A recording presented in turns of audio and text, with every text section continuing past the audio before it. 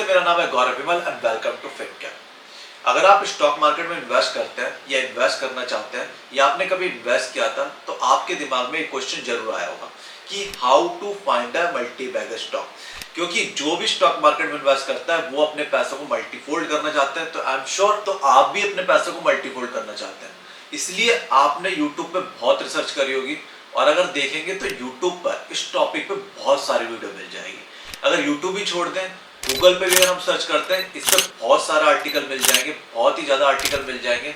लेकिन मैं आपको श्योरिटी से कह सकता हूँ इनमें से कोई भी वीडियो या कोई भी आर्टिकल आपके कोई काम का नहीं है और आप कभी भी एक मल्टी बैगर स्टॉक जो आपको पैसे बना के देने वाला है इन वीडियो और इन आर्टिकल की हेल्प से कभी नहीं खरीद पाएंगे। अब आप सोच रहे हो मैं इतने दावे से कैसे कह सकता हूँ कि आपने ज्यादातर जो यूट्यूब वीडियो देखी है वो बिल्कुल गलत है, जो आर्टिकल आपने ज्यादातर पढ़े वो बिल्कुल गलत है, वो आपको मिसलीड। अगर आपके दिमाग में भी ऐसा क्वेश्चन आ रहा है तो सबसे पहले मैं आपकी ये क्वेरी सॉल्व कर देता हूँ, क्यों मोस्ट ऑफ द यूट्यूबर और most of the article writer गलत है, आपको उन्हें फॉलो नहीं करना। अब बात करते हैं कौन से स्टॉक्स मल्टी बैगर नहीं होते, जो कि आपको शायद बहुत सारे यूट्यूबर सजेस्ट कर रहे हैं और कंटेंट राइटर भी आपको सजेस्ट कर रहे हैं, और वो आपको मल्टी बैगर रिटर्न तो छोड़िए उल्टा आपके पोर्टफोलियो पे बहुत बड़ा डेंट मार सकता है और आपको बहुत ज्यादा लॉस दे सकता है। तो चलिए सबसे पहले हम ये बात करते हैं कौन से स्टॉक्स मल्टी बैगर तो बिल्कुल नहीं है, वो स्टॉक्स आपको बिल्कुल नहीं है। सबसे पहली गलती जो सबसे ज्यादा रिटेल इन्वेस्टर करते हैं सोच के कि ये मल्टी बैगर स्टॉक है, लेकिन वो बिल्कुल मल्टी बैगर स्टॉक नहीं होता। वो है एक बैंकरप्ट कंपनी को खरीदना, मतलब जो अभी अभी बैंकरप्सी से बाहर आई है उस कंपनी के शेयर खरीद लेना। अब काफी लोगों तो ये बात सुन के हंसी आ रही होगी, लेकिन काफी लोग जानते होंगे उन्होंने भी ऐसे स्टॉक कई बार खरीदे जो बैंकरप्सी से जस्ट बाहर आए हैं और वो ये सोचते हैं अब ये स्टॉक मल्टी बैगर होने वाला है। इसका कारण नॉर्मली ये होता है कि अंबानी ने ये कंपनी खरीद ली, अदानी ने ये कंपनी खरीद ली या कोई भी बड़ा बंदे ने ये कंपनी खरीद ली। इसमें आपको समझने की जरूरत है, जब भी कोई एक कंपनी खरीदता है बड़ी कंपनी 400 500 600 करोड़ की, तो उसे एक बिलियनियर ही खरीदेगा। तो इसमें कोई बड़ी बात नहीं है कि किसी एक बड़े बंदे ने कंपनी खरीद ली। अगर कोई बंदा एक कंपनी खरीद रहा है वो प्रॉफिट बनाने के लिए खरीद रहा है। उल्टा जब एक छोटा बंदा एक कंपनी खरीदता है तो उसकी जमा पूंजी लगी होती है तो वो अपना 100% देगा, बल्कि जब एक बड़ा बंदा एक कंपनी खरीदता है तो मे भी वो उस पर इतना ध्यान नहीं देने वाला। और इसी में मैं आपको एक और बात ऐड करना चाहूंगा, चाहे छोटा बंदा ये कंपनी खरीदे या बड़ा बंदा एक कंपनी खरीदे, एक बैंकरप्ट कंपनी को चलाना बहुत मुश्किल काम होता है। क्योंकि आप समझिए कोई कंपनी बैंकरप्ट क्यों हुई थी, क्योंकि वो प्रॉफिट नहीं कर रही थी। प्रॉफिट क्यों नहीं कर रही थी, क्योंकि वो बहुत ज्यादा लॉस में थी। और एक लॉस मेकिंग कंपनी को एक बार कर्जा उतारने के बाद भी आगे प्रॉफिट पे ले जाना बहुत मुश्किल काम होता है। तो आप सबसे पहली गलती कर रहे हैं कोई भी ऐसी कंपनी खरीद के जो जस्ट अभी बैंकरप्सी से बाहर आई है, तो नंबर 1 गलती ये थी। अब सेकंड जो बहुत ज्यादा रिटेल इन्वेस्टर गलती करते हैं, और रिटेल इन्वेस्टर ही नहीं इन्हें बहुत बड़े बड़े यूट्यूबर और कंटेंट राइटर भी सजेस्ट कर रहे होते हैं कि आप ये चीज करिए इसी से पैसा बनेगा, जो कि बिल्कुल गलत है। और वो गलती है किसी कंपनी का अगर शेयर गिर रहा है, ये थोड़ा सा गिर गया, ये आधा गिर गया, ये बहुत स्पीड से गिर रहा है, तो उस कंपनी का शेयर खरीद लीजिए। और काफी लोगों को लगता है तो ऑब्वियस बात है जिसका शेयर गिर गया वो ऊपर भी जाएगा, जो कि बहुत ही नेव बात है। क्योंकि अगर किसी कंपनी का शेयर गिर रहा है तो उसका कोई कारण है, जरूरी नहीं हर कंपनी का शेयर ऊपर जाए और कितने टाइम तक नीचे रहने वाला है। तो आप कभी भी ऐसी गलती मत करिए, जिस कंपनी का शेयर नीचे जा रहा है उसे खरीद लीजिए। तो ऐसा करने से आपको मोस्ट ऑफ द टाइम हताशा ही मिलेगी, आपको कोई मल्टी बैगर स्टॉक नहीं मिलने वाला। और कभी कभी तो क्या होता है ये स्टॉक बहुत बुरी तरीके से पिट चुका होता है। मेरे कहने का मतलब है ये कंपनी कभी 400 रुपए पे रही थी और आज 10 रुपए पे आ चुकी है, तो लोगों को लगता है अभी आगे जाके मल्टी बैगर बनेगा। जिसका सबसे बड़ा एग्जांपल है सुजलॉन। सुजलॉन एक टाइम पे 400 रुपए पे थी, लेकिन आज 10 रुपए पे है और लोग उसका शेयर लेते रहते सोचते हैं कि एक टाइम पे दोबारा से 400 रुपए पे जाएगा, जो कि ऐसा नहीं होता। क्योंकि अगर कोई कंपनी बहुत अच्छे प्राइस पे ट्रेड कर रखी है इसका मतलब ये नहीं वो उस पर दोबारा ट्रेड करेगी। इसका सेकंड एग्जांपल जो है वो है यस बैंक का। काफी लोगों को लगता है यस बैंक दोबारा से 300-400 रुपए आ जाएगी, जो कि इतना आसान नहीं है। तो अगर आप भी सेकंड नंबर वाली गलती कर रहे हैं या आपको सजेस्ट कर रहा है तो वो आपको बहुत गलत राय दे रहा है। अब एक थर्ड और एक इंपॉर्टेंट गलती जो ऑलमोस्ट सारे रिटेल इन्वेस्टर करते हैं, एटलीस्ट मैंने जितनों को देखा है, जितने मेरे फ्रेंड्स हैं, जितने स्टॉक मार्केट में इन्वेस्ट करते हैं, मैंने देखा है सबके सब एटलीस्ट 90% लोग ये गलती जरूर करते हैं। और वो गलती है सिंगल डिजिट में कोई शेयर होता है तो उसे खरीद लेते हैं। मतलब अगर कोई शेयर 1 रुपए, 2 रुपए, 4 रुपए, 5 रुपए, 6 रुपए, 9 रुपए का है, तो वो सोचते हैं ऐसी कंपनी का अगर शेयर खरीद लेंगे तो वो डबल डिजिट में जरूर आएगी, फिर ट्रिपल डिजिट में भी आएगी, फिर 4 डिजिट में भी आएगी, जो कि बिल्कुल गलत है और वो सिर्फ आपकी नादानी है। मैं बताता हूँ क्यों। वो नादानी आपकी इसलिए है, कोई शेयर चल के ही 100 रुपए पे आया है, 1000 रुपए पे आया है, तभी वो 1000 रुपए पे ट्रेड कर रहा है। ये 10 रुपए पे, 9 रुपए पे क्यों ट्रेड कर रहा है? क्योंकि इसकी वैल्यू गिरी है, कभी 100 पे भी होगी, 80 पे भी होगी, 50 पे भी होगी। ये कंपनी अच्छा नहीं कर रही है और इस कंपनी को कोई लेना नहीं चाहता, तो इसलिए नीचे आई है और ये कंपनी अच्छा भी नहीं करने वाली मोस्ट ऑफ द टाइम। तो ऐसी कंपनी खरीदने से बचें जो सिर्फ सिंगल डिजिट में इसी कारण से आप खरीद रहे हैं, उस कंपनी का फंडामेंटल उसके पीछे बैक करने के लिए कुछ भी नहीं। तो ऐसी कंपनी आपको कभी भी मल्टीबैगर रिटर्न नहीं देना। अब फोर्थ और मोस्ट इंपॉर्टेंट गलती जो ऑलमोस्ट सभी रिटेल इन्वेस्टर करते हैं, मोस्ट ऑफ द टाइम जितने लोगों को मैं जानता हूँ सबने ये गलती करी है और वो बार बार ये गलती करता है, वो सीखने को तैयार ही नहीं। और वो गलती है ऐसे शेयर को बाय करना जिसमें बार बार अपर सर्किट लग रहा है। हाँ, ये काफी लोग करते हैं, लोगों को लगता है इसमें अब अपर सर्किट लगता जा रहा है, अभी मल्टीबैगर स्टॉक बनने वाला है, अब अगर मैंने इसमें इन्वेस्ट नहीं करा तो मैं करोड़पति, लखपति, अरबपति नहीं बन पाऊंगा। अगर आपको लगता है झुनझुनवाला जी या बड़े इन्वेस्टर ऐसे स्टॉक खरीदते हैं जिसमें बार बार अपर स्टॉक लगता है, उससे वो अमीर बनते हैं, तो अगर आपका ऐसा मानना है तो वो बिल्कुल गलत है। कोई भी बड़ा investor just because upper circuit लग रहा है ऐसा कभी भी कोई स्टॉक नहीं खरीदता। और मोस्ट ऑफ द टाइम ऐसे स्टॉक सिर्फ मैनिपुलेटेड स्टॉक होते हैं, क्योंकि इन्हें मैनिपुलेट करना आसान होता है और इन्हें पता होता है जैसे इन स्टॉक्स में अपर सर्किट लगने लगेंगे तो बहुत सारे रिटेल इन्वेस्टर इसमें इंटरेस्टेड हो जाएंगे। सिर्फ रिटेल इन्वेस्टर नहीं, इसमें इन्वॉल्व होते हैं आपको टिप देने वाले जो आपको टेलीग्राम में मिलते हैं, या आपके स्टॉक एडवाइजर भी बहुत सारे इन्वॉल्व होते हैं जो आपको सजेस्ट करते हैं हम आपको इस स्टॉक में खरीद लेना चाहिए। लेकिन ये stock most of the time manipulative stocks होते हैं। मैनिपुलेटिव इन्हें ऐसे किया जाता है, इनके स्टॉक पहले ही खरीद लेते हैं, फिर आपको सजेस्ट करते हैं देखो अपर सर्किट लग रहा है आप भी खरीदिए।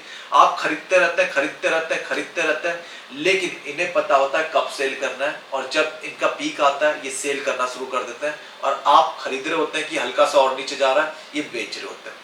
तो इस कारण से आप कभी भी ऐसे स्टॉक्स में पैसे नहीं बना पाते और ना बना पाएंगे, क्योंकि किसी भी कंपनी का शेयर उसके फंडामेंटल वैल्यू पर डिफाइन करता है। विदाउट फंडामेंटल वैल्यू किसी भी कंपनी का स्टॉक उस रेट पे रुक ही नहीं सकता, और जब रुक नहीं सकता तो आप कभी भी टॉप पे बेच ही नहीं सकते। अब आप कहेंगे मैं सेकंड टॉप पे बेच दूंगा, थोड़ा सा नीचे बेच दूंगा, आप वहां पे भी नहीं बेच पाएंगे, क्योंकि लोअर सर्किट में स्टॉक सेल करना बहुत मुश्किल का काम है।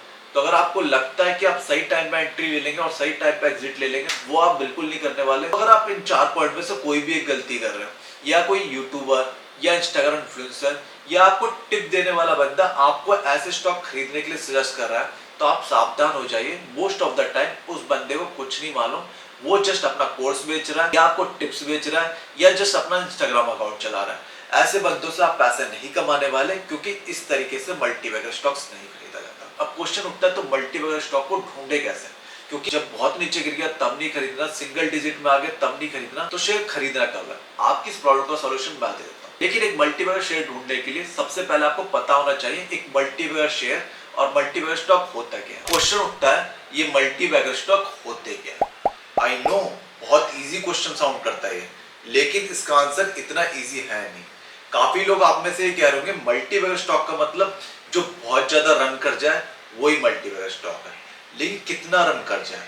काफी लोग तो HDFC, HUL, ये बहुत सारे पुराने स्टॉक्स, ITC भी कहा जाए तो वो भी मल्टीबैगर स्टॉक्स है, क्योंकि काफी टाइम से अभी तक उसने बहुत रिटर्न दिया है, उसकी भी बातें करते हैं। और काफी ऐसे स्टॉक्स हैं जो बार बार अपर सर्किट लगा रहे होते हैं, उसकी भी बात करते हैं।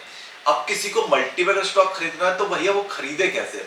और इसमें कुछ स्टॉक्स उसकी भी बात करी जाती है जो सालों से नहीं बढ़े, कहते हैं शायद अब बढ़ जाएगा। आई होप आपको मेरा क्वेश्चन समझ में आ रहा होगा। मैं आपको क्लैरिफाई कर देता हूँ।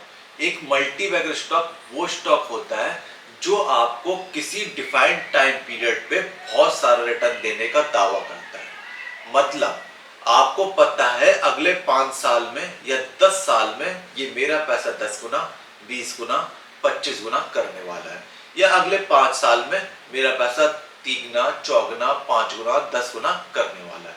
ये होता है मल्टीबैगर स्टॉक। वो स्टॉक नहीं जिसका बार बार अपर सर्किट लग रहा है। ऐसा कोई मल्टीबैगर स्टॉक नहीं होता जो अपर सर्किट के दम पे मल्टीबैगर बनता है, क्योंकि काफी लोगों को ये लगता है जिसका अपर सर्किट लग रहा है वही मल्टीबैगर स्टॉक है, जो कि बिल्कुल गलत है। आपको समझना पड़ेगा झुनझुनवाला जी ने जिसमें टाइटन में पैसे बनाए हैं उसमें भी उन्होंने ऑलमोस्ट 10 साल दिए थे, जब जाके उन्होंने बहुत मीनिंगफुल पैसे बनाए थे। आपको समझना पड़ेगा झुनझुनवाला जी ने भी टाइटन में कम से कम 10 साल दिए थे, जब जाके उन्होंने उसमें मीनिंगफुल पैसा बनाया। उसमें कोई उनका अपर सर्किट नहीं लग रहा था कि अपर सर्किट लग रहा था तब वो खरीद रहे थे, लोअर सर्किट लग रहा था तब वो खरीद रहे थे, ऐसा नहीं हुआ था। ऐसा कोई भी बड़ा और अच्छा इन्वेस्टर नहीं करता कि जिसमें अपर स्टॉक लग रहा है उस स्टॉक में एंट्री लेने की कोशिश करे और उससे पैसे बनाने की कोशिश करे। ऐसे झुनझुनवाला जी ने भी नहीं किया था, ऐसे कोई भी नहीं करता। तो एक मल्टीबैगर स्टॉक वो नहीं होता जो बार बार अपर सर्किट लग रहा है आप उसमें एंट्री करने की कोशिश कर रहे हैं, क्योंकि जनरली जब आपकी नजर इन स्टॉक्स पर पड़ती है वो ऑलरेडी 5 गुना 10 गुना 15 गुना हो चुका होता है, जो कि एक बहुत बड़ी बात है। उसे मेंटेन करना बहुत मुश्किल वाली बात हो जाती है। तो आई होप आपको थोड़ा सा क्लैरिफाई हो गया होगा एक मल्टीबैगर स्टॉक्स होता क्या है। एक मल्टीबैगर स्टॉक वो होता है जो आपको डिफाइंड टाइम पीरियड में एक बहुत अच्छा रिटर्न दे रहा हो। उसका मेरे दिमाग में एक बहुत अच्छा एग्जांपल आ रहा है, वो है आईआरसीटीसी।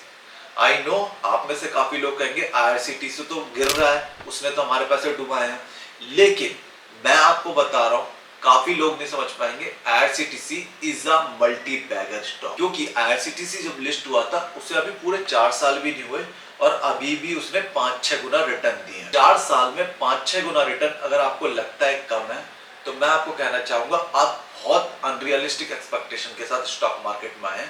आप समझिए 5-6 गुना रिटर्न बहुत ज्यादा होते हैं।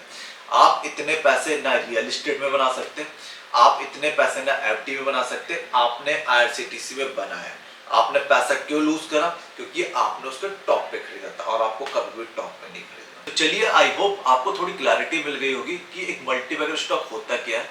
अब जरा उस पर बात कर ली जाए कि एक मल्टीबैगर स्टॉक को खरीदा कैसे चले। अब एक मल्टीबैगर स्टॉक ढूंढने के लिए उसकी सबसे पहली रिक्वायरमेंट होती है कि वो स्टॉक्स में पोटेंशियल हो 10 से 20 से या 30 गुना चलने की।